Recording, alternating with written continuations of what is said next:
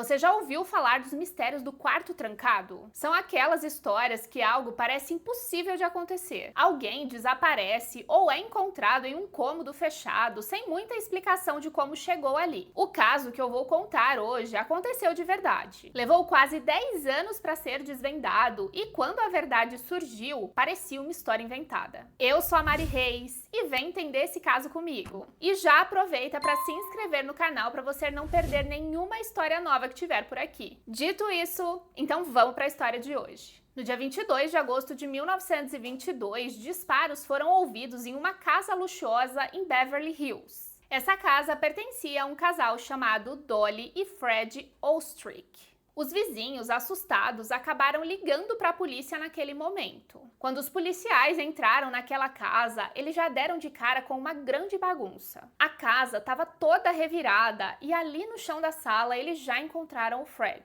Ele tinha algumas perfurações no corpo e ao lado dele estavam algumas cápsulas caídas de uma arma calibre .25. Os policiais não sabiam se ainda tinha alguém dentro da residência, então por esse motivo eles começaram a vasculhar o primeiro andar, mas não encontraram ninguém. De repente, os agentes começaram a ouvir gritos que vinham do andar de cima. Eles subiram correndo, olharam todos os cômodos, mas não tinha ninguém ali. E foi quando eles ouviram novamente os pedidos de ajuda, mas dessa vez eles pareciam vir de dentro do armário principal. Os agentes, desconfiados da situação, perguntaram quem estava ali e a voz que respondeu foi a da Dolly. Ela disse que estava bem naquele momento, mas que estava presa. Depois deles verificarem se o andar realmente estava seguro, eles tentaram abrir o armário, mas ele estava trancado. Os agentes ainda perguntaram para ela se ela sabia onde estava a chave e a Dolly disse que não fazia a menor ideia. Então, eles deram uma olhada bem rápida nos outros quartos e encontraram a chave caída no chão de um deles. Eles conseguiram abrir a porta, tiraram ela de lá e apesar de muito assustada, fisicamente estava tudo bem. E quando os agentes perguntaram o que é que tinha acontecido, a Dolly contou uma história muito confusa. Ela estava pendurando as roupas no varal quando percebeu que estava acontecendo uma briga no andar de baixo. E antes que pudesse ver o que estava acontecendo, a porta se fechou atrás dela e ela ficou trancada. Ela também disse que não tinha visto quem tinha feito aquilo com ela. Para a polícia, a história soou muito estranha. Como que aquela pessoa teria atacado o Fred, dado vários disparos, ela não viu nada e ainda ficou presa dentro do armário? A história era muito confusa, e na cabeça dos agentes, a única possibilidade disso acontecer era tendo uma segunda pessoa na cena. E um outro detalhe que também chamava a atenção na história é que apesar da casa estar toda revirada e remexida, de acordo com a Dolly, a única coisa que estava faltando era um relógio do seu marido de pulso cheio de diamantes. Quando os policiais foram conversar com os vizinhos, eles disseram que o Fred e a Dolly brigavam constantemente e naquela noite tinha acontecido uma briga muito feia. Mesmo com aquela história soando muito estranha e também confusa para os agentes naquele momento, eles não conseguiam colocar a Dolly diretamente ligada no crime. Até porque não fazia sentido ela estar envolvida e ficar presa dentro do armário e a chave ser encontrada em um outro lugar. Com poucas pistas, os policiais decidiram investigar o passado dela. A Dolly nasceu na Alemanha em 1980. Ela se mudou para Milwaukee, onde acabou casando com o Fred, que era 3 anos mais velho que ela. O Fred era muito ambicioso e bem-sucedido, mas em contrapartida ele tinha problemas com o álcool e também propensão à violência. À medida que ele ia construindo seu império têxtil, abrindo várias fábricas, o seu casamento ficava cada vez pior. A Dolly ficava muito sozinha, sobrecarregada, e quando o marido chegava, ela ainda tinha que aguentar a sua crueldade. Em 1918, o casal se mudou para o sul da Califórnia, mas logo os vizinhos já perceberam que eles brigavam muito, e muitas dessas brigas aconteciam em público. A polícia ainda tentou descobrir se a Dolly teria algum amante, mas os vizinhos nunca viram ela com um outro homem que não fosse o Fred. Apesar de tudo, de todas as brigas, eles pareciam ser muito fiéis. Mesmo investigando a fundo, os policiais não conseguiram encontrar nada que fosse perigoso ou anormal, além de um relacionamento que era muito tóxico. O caso permaneceu aberto e, apesar da Dolly ser uma suspeita, eles não conseguiam ligar ela diretamente porque ela não conseguiria fazer tudo sozinha. Livre do casamento, a Dolly decidiu se mudar para uma nova casa em Los Angeles e foi nessa época que ela começou um relacionamento com o advogado que cuidava da fortuna do Fred. Ele se chamava Herman Shapiro e estava responsável por cuidar da fortuna dele. Mas assim como seu falecido esposo, o Shapiro também trabalhava muito, ele quase não tinha tempo de ficar com a Dolly e ela passava a maior parte sozinha. E não demorou muito para que ela arranjasse um outro namorado chamado Roy Clumb. Nessa época, ela começou a ter um relacionamento com ele, mesmo namorando o advogado. Cerca de um ano depois do crime, o capitão Herman Clay, da polícia de Beverly Hills, decidiu passar no escritório do Shapiro. Apesar deles suspeitarem da Dolly, o caso ainda não tinha sido resolvido. E foi então que o Clay viu algo na mesa do escritório que já chamou a sua atenção instantaneamente. O relógio de pulso de diamantes, exatamente aquele que a Dolly disse que teria sumido na noite do crime. Quando o Clay perguntou, o Shapiro disse que a Dolly tinha dado aquele relógio de presente para ele.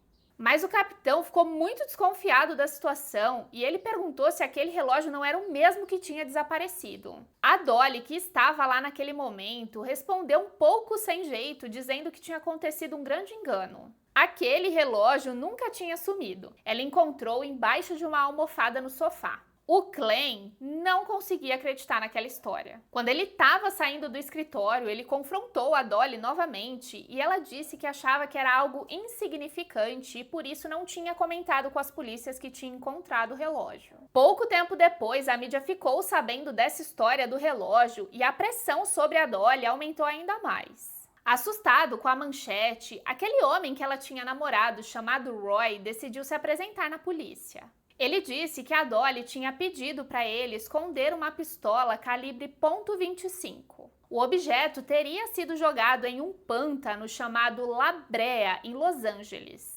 E antes que os policiais pudessem ir atrás daquela arma, um outro vizinho chegou até a delegacia para dizer que a Dolly teria pedido a mesma coisa para ele. Mas para esconder o objeto, ele teria enterrado a arma no seu quintal. No fim, a polícia conseguiu recuperar as duas armas, mas elas estavam tão enferrujadas que não dava para saber se elas teriam sido usadas no crime ou não. A Dolly ainda tentou explicar a situação para os policiais, dizendo que aquelas armas ficavam dentro da sua casa. Depois da morte do seu ex-marido, ela não se sentia confortável em ter aquelas armas dentro de casa e foi por isso que ela pediu para que aqueles dois homens se livrassem delas. Com tudo aquilo vindo à tona, em julho de 1923, a Dolly foi presa sob a acusação de ter cometido aquele crime contra o seu marido. Mas mesmo com esses novos elementos surgindo, aquela história ainda continuava sendo impossível de acontecer. A Dolly não poderia ter feito tudo sozinha. Enquanto aguardava o seu julgamento, os investigadores começaram a fazer várias pesquisas para encontrar algum ato falho ou alguma inconsistência, mas eles não conseguiam encontrar nada. Quando todas as teorias foram descartadas, a Dolly finalmente foi livre e não foi acusada de nenhum crime. Eles não conseguiam ligar ela diretamente ao fato. 6 anos se passaram, o caso caiu no esquecimento, até que em 1930 a Dolly terminou seu relacionamento com o advogado Shapiro. E pouco depois, ele fez uma ligação inesperada para a polícia. Ele disse que não tinha sido totalmente honesto com os policiais e que ele sabia muito mais do crime do que ele havia contado. E que, na realidade, naquele momento havia uma pessoa dentro do seu escritório que poderia contar toda a verdade. Os investigadores foram correndo para aquele escritório e assim que chegaram lá, eles conheceram um homem que eles nunca tinham ouvido falar, e o seu nome era Otto. O Otto era reparador de máquinas de costura e aspirante a escritor. Ele era um homem pequeno e reservado, mas naquele momento ele começou a contar toda a história para os agentes. Tudo começou quase uma década antes do crime, quando o Otto ainda era adolescente e trabalhava em uma das fábricas do Fred em Milwaukee. Em 1913, a Dolly reclamou que a sua máquina de costura estava quebrada. O Fred pediu para o seu funcionário Otto ir até a sua casa para consertar a máquina deles. A Dolly sabia exatamente o funcionário que iria até a sua casa. Desde a primeira vez que ela tinha visto o Otto, ela já sentiu uma forte atração. Quando ele chegou para arrumar a máquina, a Dolly estava vestida com um roupão de seda, meias finas e também um perfume muito marcante. E foi assim, nesse dia, que começou o relacionamento escondido dos dois. No começo, eles se encontravam sempre em hotéis, mas essa vida era muito difícil de manter. Então, os dois começaram a se encontrar dentro da própria casa do Fred. Sempre que ele saía para trabalhar, o Otto chegava na sua casa. Não demorou muito para que os vizinhos começassem a estranhar aquela situação e perguntaram para Dolly quem era aquele homem. Ela sempre respondeu que aquele era o seu meio-irmão que dava muitos problemas. Mas ambos sabiam que aquela história não ia durar e eles precisavam de uma solução definitiva. Em vez de voltar a se encontrar nos hotéis da cidade, a Dolly decidiu fazer um convite para o Otto, para que ele morasse definitivamente no seu sótão. E essa seria a única forma de ninguém perceber que ele estava lá dentro quando Fred tinha saído.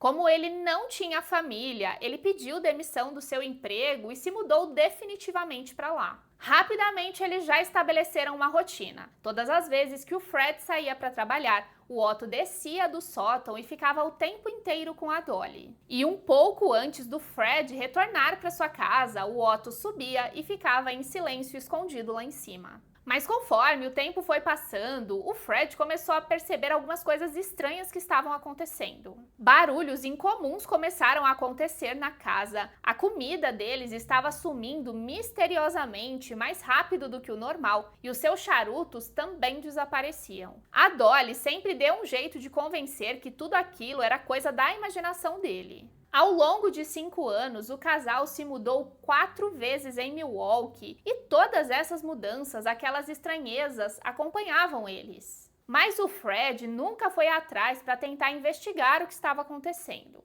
Em 1918, o casal decidiu se mudar para o sul da Califórnia. A Dolly procurou uma casa com sótão, o que era incomum naquela região, mas pediu para que o Otto fosse na frente para se instalar antes do casal chegar. Na noite do dia 22 de agosto de 1922, naquela última briga que teve com a Dolly e o Fred, o Otto já morava no sótão há quase uma década. Naquela noite, o Otto estava escondido em seu quarto secreto, ouvindo toda a briga do Fred com a Dolly. Ele já estava bêbado e também muito agressivo. Preocupado que ele pudesse fazer alguma coisa, o Otto desceu do sótão carregando aquelas 2 pistolas e foi em direção à sala. Ao vê-lo, o Fred ficou totalmente surpreso.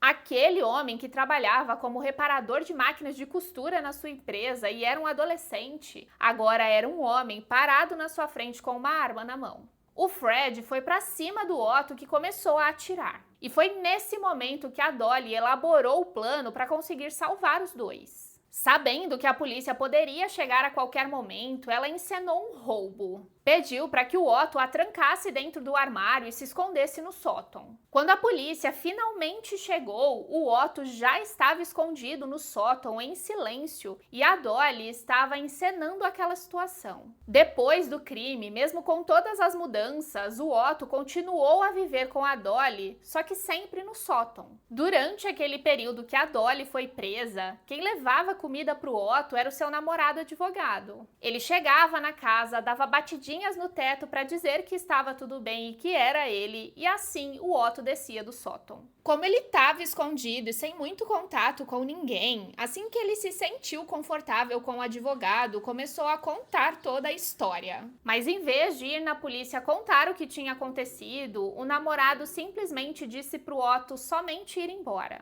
Ele se tornou zelador, conseguiu se casar e esse segredo ficou escondido por anos. Mas tudo mudou quando a Dolly decidiu terminar o seu relacionamento com o advogado. E foi nesse momento que ele decidiu contar toda a verdade para a polícia. Tanto o Otto quanto a Dolly foram presos. O caso ganhou uma grande repercussão na mídia justamente por ter um homem morando tanto tempo em um sótão. O Otto acabou sendo condenado a homicídio culposo, mas como o prazo de prescrição já havia acabado, ele pôde sair livre. Já a Dolly teve que passar pelo júri, mas como eles não conseguiram chegar em um veredito sobre a suposta conspiração para o crime, ela foi liberada. Depois do julgamento, o Otto desapareceu e ninguém nunca mais soube o paradeiro dele. A Dolly continuou morando por muito tempo em Los Angeles e em 1961, aos 80 anos de idade, ela acabou falecendo depois de 2 semanas do seu novo casamento. E esse é o caso de hoje, mas me conta aqui nos comentários o que você acha de toda essa história. Sendo muito sincera, eu acho muito estranho e até mesmo inacreditável que um homem consiga passar tanto tempo morando no sótão de uma casa. E se você chegou até aqui e ainda não deixou o seu like, já aproveita para curtir esse vídeo se você gostou. E se você também não é inscrito, aproveita para se inscrever. Sempre tem muito conteúdo novo por aqui. Inclusive, se você tiver uma sugestão de algum caso que você queira ver aqui, manda uma mensagem para mim lá no Instagram, porque eu vejo e respondo todo mundo. Então é isso, gente. Um grande beijo e até o próximo vídeo.